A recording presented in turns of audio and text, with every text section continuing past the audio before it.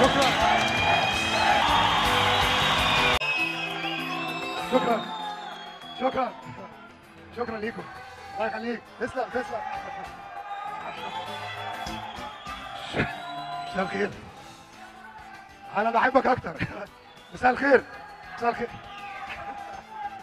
عشتوا على وضعك. مساء الخير. انا متشكر جدا على التكريم ده.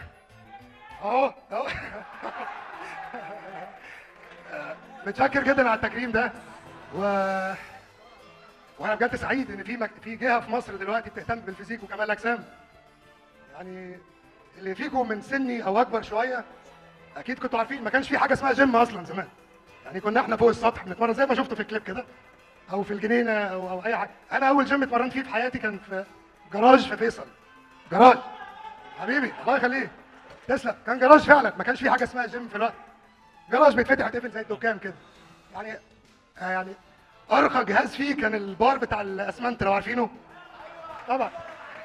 ولما اتطور قوي كان في الدمبل الزهر، عارفينه ولا مش عارفينه؟ كان بيبقى 42 كيلو مكتوب عليهم بالتبشير كده 40 كيلو. واحد قد كده وواحد قد كده، مش ممكن يبقى 40 كيلو. كنا نلعب واحد كده وواحد كده عشان ما نشيسش واحنا صغيرين يعني. ده زمان.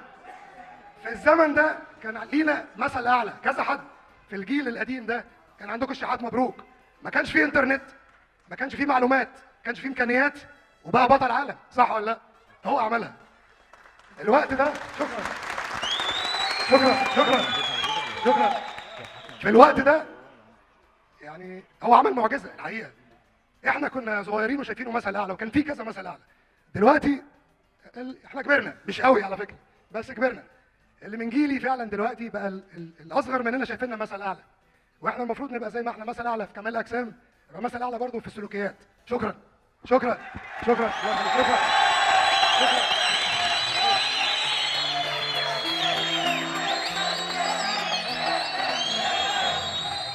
الحقيقه كايو سكواد عايزه تكرم احمد مكي، مش عشان بس الكليب، بس عشان الروح القتاليه اللي فيه، وعلمنا كلنا كده. فالحقيقه هو قدوه النهارده لينا كمان.